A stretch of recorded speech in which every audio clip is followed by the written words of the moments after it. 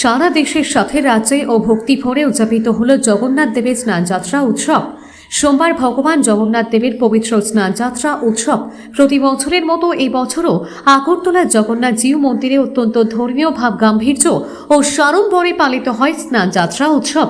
এই উপলক্ষে রাজ্যের প্রধান এই জগন্নাথ মন্দিরে এদিন শত শত ভক্ত সমবেত হন। তারা ভগবান জগন্নাথ, বলরাম এবং সুভদ্রার পবিত্র স্নানক্রিয়া প্রত্যক্ষ করেন। প্রচলিত রীতি অনুযায়ী 108টি কলসে ভরা পবিত্র ও সুগন্ধযুক্ত জল দিয়ে দেবতাদের মহাস্নান করানো হয়।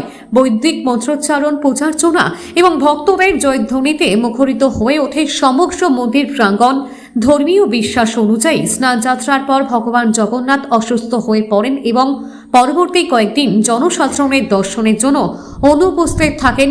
এরপর রথযাত্রার দিন নবযৌবন রূপে তিনি পুনরায় ভক্তদের দর্শন দেওয়ার উদ্দেশ্যে নগর পরিক্রমায় বের হয়।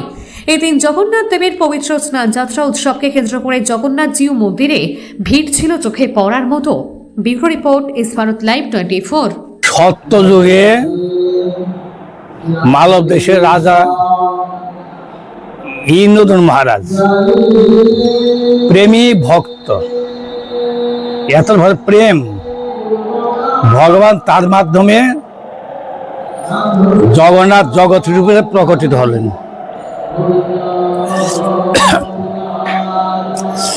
প্রকট হয়ে তিনি বললেন, আমি জ্যৈষ্ঠ মাসের শুভ পূর্ণিমা তিথিতে আবির্ভূত হব, জগৎজীবের কল্যাণের জন্য জগৎকে দর্শন দিয়ে সকলের আমি মঙ্গল বিধান করব। আমি মঙ্গল স্বরূপ, এই ইন্দ্র মহারাজ, তুমি আমার প্রেমিক ভক্ত, তো তোমার মাধ্যমে আমি প্রকাশিত হব।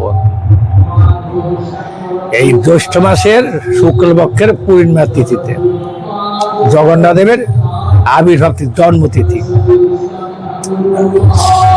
এবং বলছেন আমি আবির্ভূত হব। এইখানে ভগবান বললেন, জগন্নাথ দেব জগদীশ্বর, যিনি জগন্নাথকে সমস্ত জগতের পিতা, যিনি